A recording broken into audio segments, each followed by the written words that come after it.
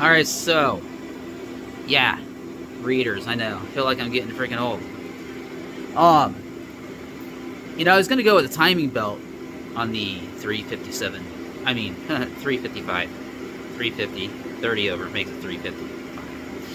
Then I thought, no, let's go with those cool gears, man. You know what I mean? So, yeah. So, there we go. Yeah, went with the roller. I'm sorry, not the roller. Man, I'm just getting everything mixed up tonight. This is the gear drive, right? I've got the cam in there, so I'm working on the gear drive. I took off the spindle for the timing gear chain, double roller, for this because I wanted some more fun, right? Some sound, some noise. Let me tell you, it's a little bit of work. Yeah, you can do this in like 5 minutes, like all the video says, but problem is you have to sometimes clearance this little area right here. There's a bump. That's where the axle from the idler shaft goes. So it protruded out, I don't know, a little bit. So I went over to the grinder. Yeah, it's not bolted to the bench yet, as you can see.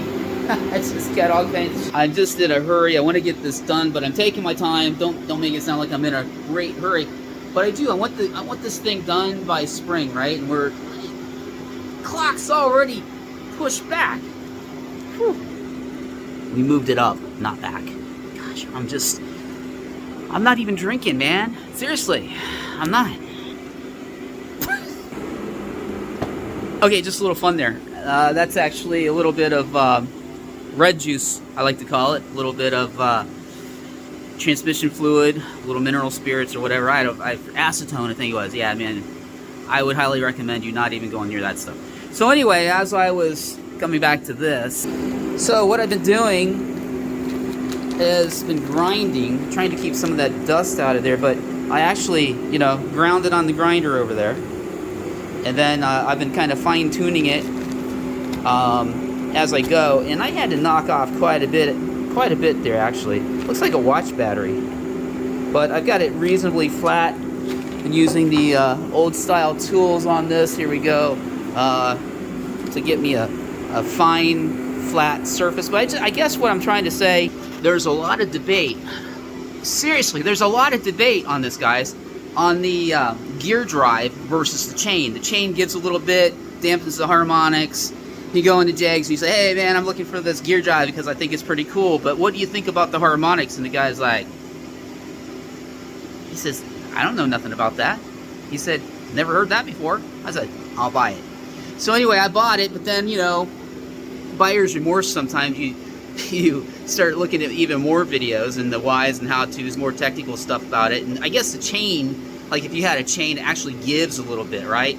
And so it actually increases horsepower by just a smidge.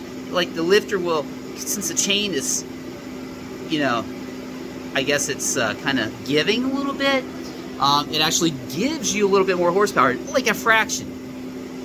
But with the timing gear, it's not going to give, right? It's pretty tight.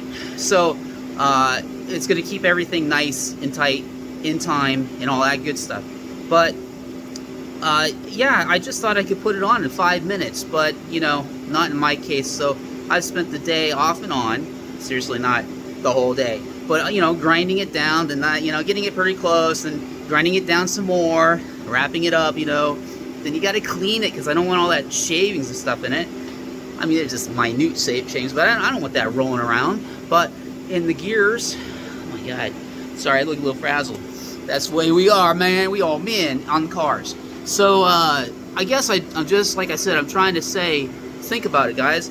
I'd already pulled off the pulley, so I thought, the crank pulley, so I thought, I'm in it to win it. I'm going to go through with this. Had I not, I probably would just put the chain back on because it sounds like you don't really need the gear unless you're going to do like 9,000 RPMs, and then they're only rated for like 7. So what's the point? But,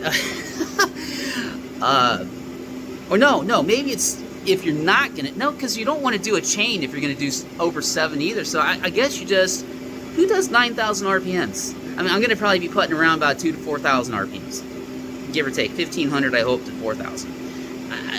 It's just, it's the cool factor. So Anyway, I just thought I'd give you some insight. Good or bad, just freaking insight, right?